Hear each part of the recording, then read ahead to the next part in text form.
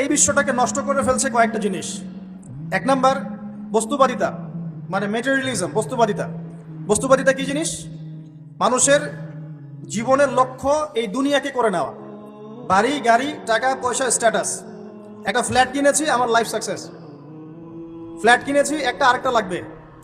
কবে আমি এই সিটির একটা ফ্ল্যাটের মালিক হব, কবে আমি একটা বিল্ডিং এর মালিক হব, কবে আমি একটা ভালো জব পাবো, কবে আমি একটা বড় গাড়ি কিনবো। এক্স করোলা কিনেছি, চলছে না, বিএমডব্লিউ লাগবে। বাজাজ সিটি 100 গাড়ি চালাচ্ছি, চলবে না, আমার কি লাগবে? R15 লাগবে। একটা ব্যবসা খুলেছি, ভালোই চলছে, না হচ্ছে না, আরেকটা লাগবে।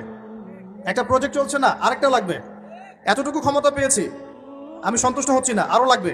এই যে চাই চাই আরো চাই, এই যে দুনিয়া দুনিয়া এবং দুনিয়া, এই কনসেপ্টটার নাম হচ্ছে বস্তুবাদিতা।